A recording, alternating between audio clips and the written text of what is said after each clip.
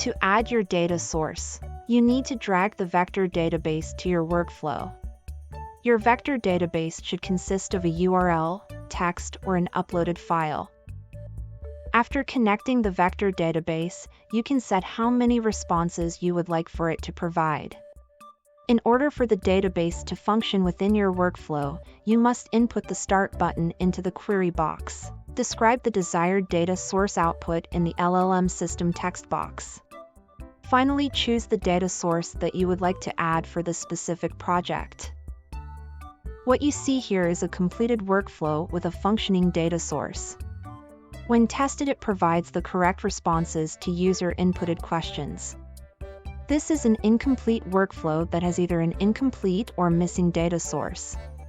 When tested, it will not be able to provide responses to inputted questions.